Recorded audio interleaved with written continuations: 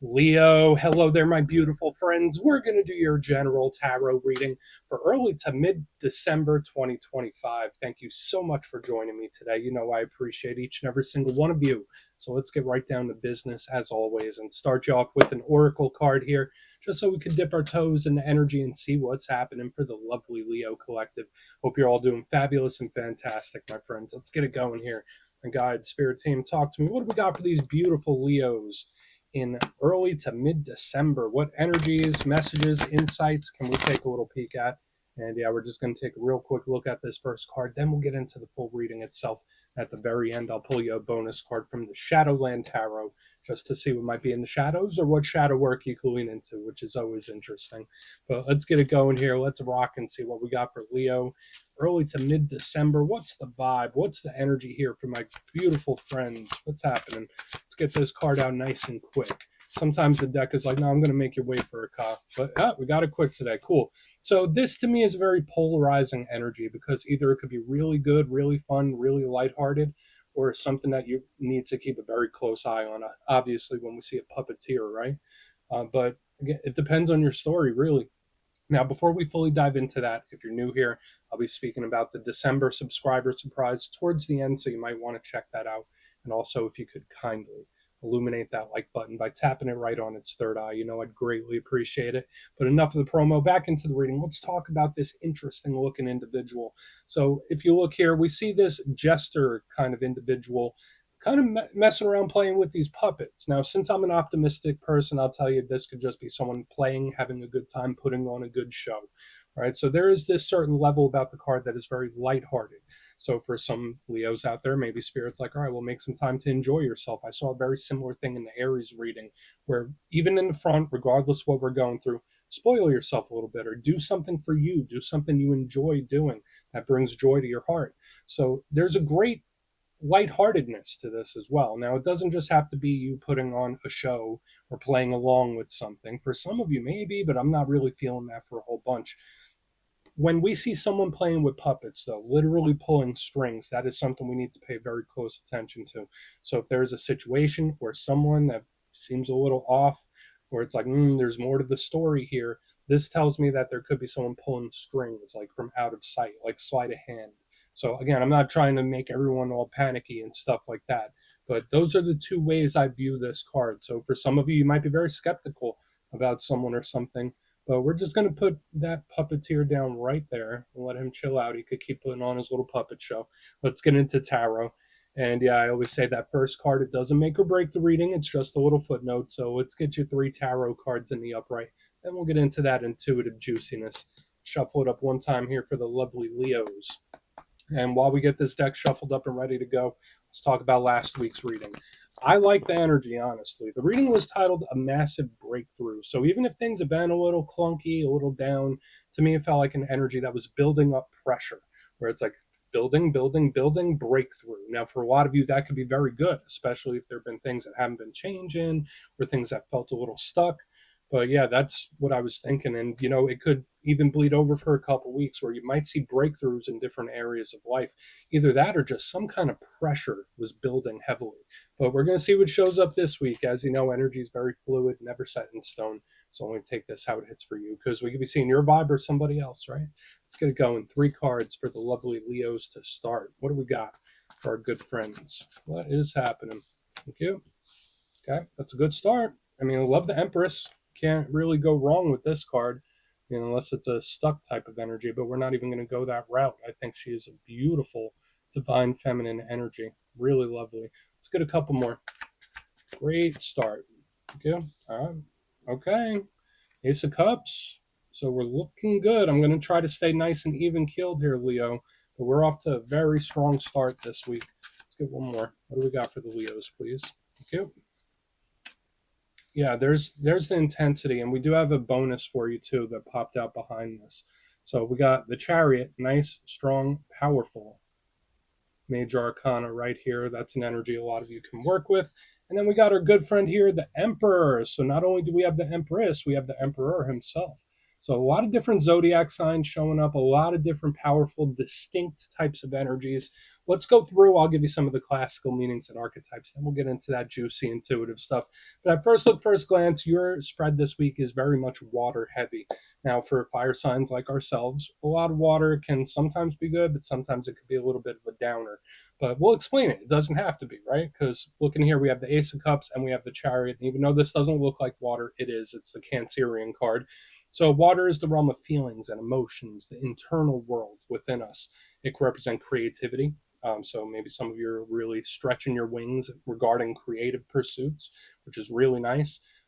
Interpersonal relationships and connections could be very much in a spotlight when this energy shows up. But then we have Venus and Mars, right? We got some fire here, but in the main part of the spread, I don't link her. I mean, she is kind of earthy, but I link her to Venus energy, which is soft and pleasurable and fun. So we have a nice mixture. The energy does seem soft for a lot of you. That can be very good, but soft energy is also malleable, right? Like it can always be forced to change. So let's go through and start building this out piece by piece. Position number one, we're starting with the Empress. Now, as I mentioned multiple times, one of my favorite cards in the whole entire deck. Beautiful, divine, feminine goddess type of energy. When we see her, we think of blessings, we think of abundance. Our cup runneth over, just like the cup right next to her. So it's interesting that we have the Ace of Cups right next to the Empress. It just talks about plentiful energy. So having something in abundance, having more than enough and then some. That's what I always think about her. Sure, she can also tie into like nature. I mean, depending on where you are in the world right now, it might not be too feasible to get a lot of time out there in the natural world. But I like the Empress for a lot of different reasons. Very loving, maternal, caring. This is a card of fertility and motherhood. So there's great stuff with her. As with all cards, though, there is a downside to this energy. Sometimes it can feel a little stuck. Sometimes this energy can make you feel cornered. It can be heavy at times, right? So it's something we do want to watch out for. Like, yeah, we'll circle back on her. I'm not necessarily feeling that it's a rough thing, but the Empress is not a light energy. And yeah, there's a pleasurable vibe to it as well. So just like we saw with that very first card, maybe making some time to enjoy yourself, have fun, spoil yourself. When we see the Empress, that's another green light for that. Now, moving to the middle, we got the Ace of Cups. Beautiful. And I love all aces. If you watch me, you know I say all aces are offers and opportunities. They're also huge when it comes to communication. Now, with this one, the Ace of Cups, it does tap in more to the emotional side, how we're feeling internally. So when we clarify it, sure, could it show us how someone is feeling, how you might be feeling, how someone else could be feeling? Absolutely. Um, the Ace of Cups, as with all aces, is never a guarantee. And that's the downside to ace energy, where it's like, okay, there's good potential here. I could see tons of great potential and love and care with this card, but it could sometimes be a little flighty, right? So that's the thing with aces. They're never quite guaranteed. They're not fully realized yet. So we do want to look at this further. And again, it could just be a conversation of some sort. Like when we have the Empress with the Ace of Cups, there could be offers and convos, whether emotional or otherwise.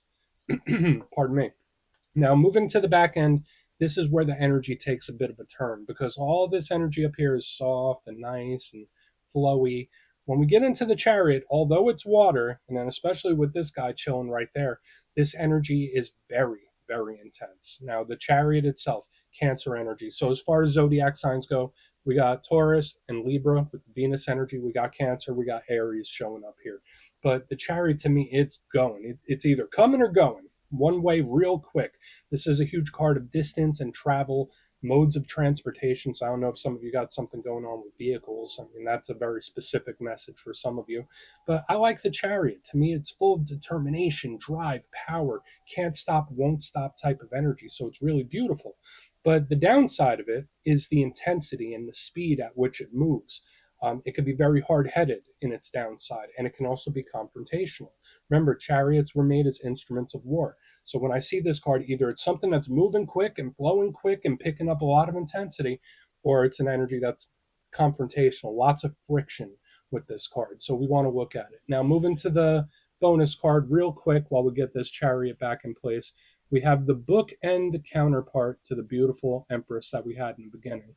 Now, the Emperor does get a bit of a reputation. I know not everyone loves the card, and that's okay. It's big Aries energy if you're connected to one. So he is the yin to her yang, right? So when we see the Emperor, divine masculine represents authority, people in positions of authority, or you being in a position of authority, right? It doesn't always just have to be a different person. This could be energy that you're embodying right now. When we get both of them in the same spread, Emperor and Empress, it can represent a very strong partnership or a soul tie, of course. But the downside to the Emperor, like, yes, in the good side, it gets stuff done. It's like, I got a plan, King of Kings, this is what I want to happen, this is what will happen. It's very authoritative and take charge. But at the same time, this energy could be a little too controlling, a little bit too my way or the highway. So you see what I mean? Like, here on the front end, we have a nice flow of energy, and this one here on the back end might try a little too hard sometimes, or force something, or just be a little too heavy handed. So I want to dive deeper on all that, Leo. Let's do it. Let's jump in and clarify. Okay, let's get a good shuffle here. What do we got for our friends? Please. And yes, this is where I go intuitive with the message, which means I just tell you how it feels to me. So feel free to do further research or rely on your base knowledge of tarot, because as you know, every single reading is about the reader's interpretation, and I'm just giving you mine. Let's go in on the Empress. Oh, and yes, if you're a reader yourself, please feel free to play along. That's why the box is here. If you're feeling any messages you want to give to Leo, you could drop it in the comments. I don't mind at all. All right, Empress time. Why is she here? Why is the Empress here? Thank you. Okay. All right, so this could be something that either one, Spirit is asking you to be very patient with it, where it's like, well, don't leave it alone, don't touch it, like don't touch it, don't shake it up, let it be, see what happens. Like, that's the big intuitive energy I'm picking up here. So we have the Four of Swords in the upright. That's an energy that's at rest. It's an energy that's taking a break. So it's not doing things like this energy on the back end is doing stuff. It's doing the most. It's doing everything. This energy on the front does seem like it's more tapped into a flow state where it's like, all right, just see what happens, or go hands off with something and see how it goes. There's just something here about that's very similar to whatever will be, will be. Now, the Four of Swords can also represent rest, recuperation, and with what I've been saying with the Empress and the Four of Swords, it is absolutely, once again, Spirit saying, like, do something for yourself. A little rest, a little R&R, a little bit of spoiling yourself, nothing wrong with that if possible in your situation. So Spirit wants self-love, self-care. Okay, so it's super important. If you don't institute that in your personal regimen, Spirit wants you to do some self-love, self-care. But aside from that, there is this energy that shows up like, don't touch it, don't touch it, don't force it, leave it alone, let it do what it's going to do. That's just how it feels. So we're just going to keep going. It could be a good result because I'm still getting very positive energy here, Leo.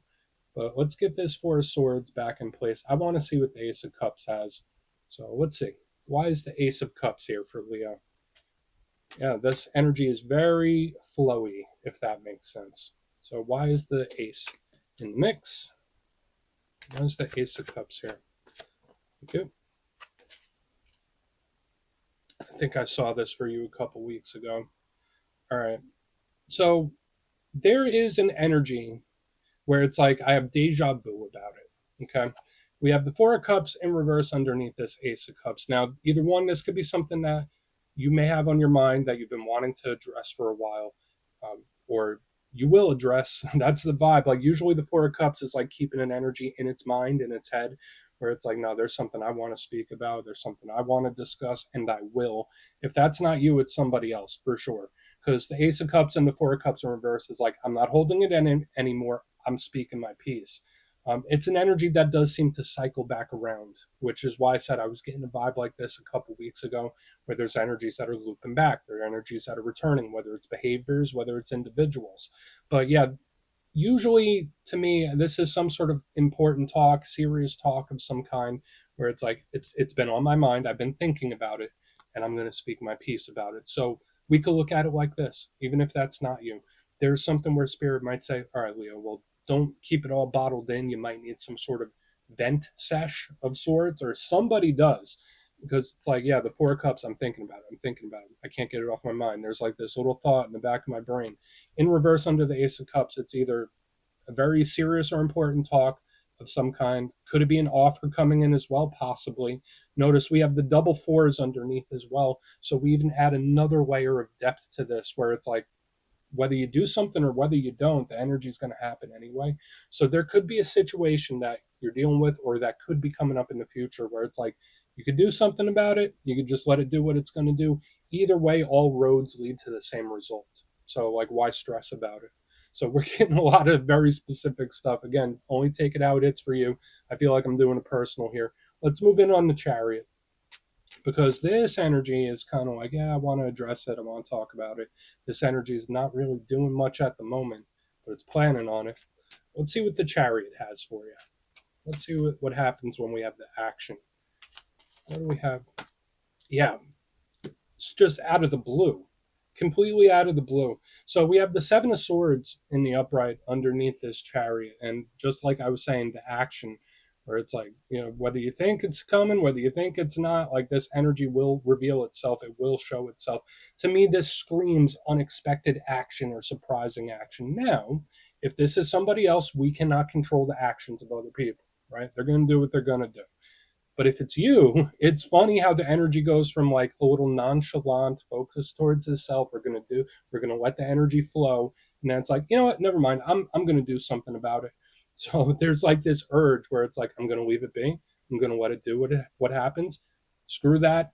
I'm gonna make it happen. There's like this switch up of going from nonchalant and not really caring too much to fully caring. It like cranks up the volume. So we do have like this surprising, unexpected action here on the back end. Now, one thing I do need to caution: the Seven of Swords is one of the more challenging cards in the tarot deck. It can represent untrustworthy individuals, just like we saw with that Oracle card. Just watch out for anyone you're a little skeptical about. That's the vibe I'm getting here. Because if somebody isn't truthful, or if there's someone where you're very skeptical about them, they'll show their true colors at some point. Like, you don't have to dig, you don't have to force, you don't got to do anything. At some point, they will show their true colors. That's the vibe I'm picking up here for some of you. But in the most positive sense, the Seven of Swords is just hidden. It's just something that's off our radar. It's something we don't see. So it's a little bit of both. Like, we have the surprising, unexpected action, and we also have someone showing their true colors here in one way or another. So just keep an eye open for stuff like that. And do I think you need to do anything about it? Not really. I don't think you have to do much. Like, just focus towards the self. So let's go through and do a quick recap, then we'll get into the shadow. Because it's like, the more this energy doesn't do something, the more this energy does something about it. There's like this imbalance going on. But if you kindly look in the box, position number one, we got the beautiful Empress and the Four of Swords. Really good energy there. As mentioned, spoil yourself a little bit, institute some self-love, self-care, do things for you. Very important when this energy is in the mix. But at the same time, I feel like you could get the best results with the situation by just taking a step back, saying, you know what, I'm not going to force it. I'm not going to do this. I'm not going to do that. I'm just going to let it flow and see what happens. Moving into the middle, we have the Ace of Cups with the Four of Cups in reverse. Little similar vibe there, where the energy does seem to be flowing, but at the same time, there is like a conversation or talk of some kind that wants to be had. So whether that's from you, like, I need to get this off my mind, or spirit telling you not to suppress something fully, there is an important or serious talk that could be coming in as well in the short term. Moving to the back end, this is where the energy does a complete 180. We have the Chariot with the Seven of Swords. Now, again, if there is someone or something or a situation you were very skeptical about and you got your eye on it, Spirit could just be saying, like, listen, you don't even have to do anything. Like, just eventually this energy will show itself. So I think that's a good thing, depending on the situation, of course. But this also feels like action out of the blue. So it could be a whole variety of different things where we get into the flow state, we just let things flow how they're supposed to, and then boom, this energy just flies in. Surprising, unexpected action from someone. So please take a screenshot if you want to look into it further. Let's see what's in the shadows. Okay, let's get a good shuffle here for Leo. What do we got for our good friends? And yes, I always like to pull one shadow card at the very end just to see whether it's something within you or something you don't quite see. Shadow cards don't always have to be a challenge. They could be a good thing. So let's get you one. And yeah, if you made it to this point in the reading, please feel free to check out channel memberships. I'll put a link for it in the comments below. It's a beautiful way to support the channel, and I have much love for all my channel members. Okay, let's get your shadow card. What do we got for these beautiful Leos, please? What do we got for a good... Oh, okay, I'll take it. Okay, Five of Pentacles. I've been seeing this card quite a bit in all the fire signs in recent weeks. So the Five of Pentacles is sometimes a card that's like longing and missing someone or something. This card could represent isolation, or loneliness. So watch out for feelings like this in this time. As you can see in the card, we got Sasquatch watching the campers from a distance, right? So to me, it's like I'm on the outside looking in. Now, that is not the nicest energy to feel sometimes, especially with the isolated type of energy. There could be someone that really misses you. You might be missing someone in a very big way. Totally get it. Uh, the good thing about the Five of Cups is that it's an energy where it will pass. So if you're going through a difficult time and this card shows up, this too shall pass. It's a really good thing.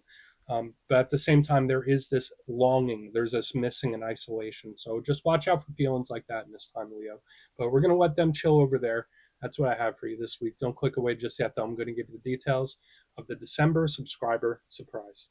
If you would like further clarification on your situation, you can book a personal reading with me at my website, mastermetaphysics.com. My December schedule is live right now, and the spots go quick, so go check it out, see what's available if you want to have a chat with me. But for the December subscriber surprise, I'm giving away 3 copies of one of my favorite decks for all skill levels, the Gilded Tarot Royale. So if you'd like to get your name in for this, it's 2 simple things, as always, my friends. First, you must be subscribed, and second, let me know down in the comments, out of all the tarot cards, which one do you resonate with most? When you see it in a reading, it's like, yeah, that's me. Put your answer in the comments. You'll be entered to win. And at the end of the month, the winners will be announced in the community tab. As always, my friends, much love, and I'll see you soon.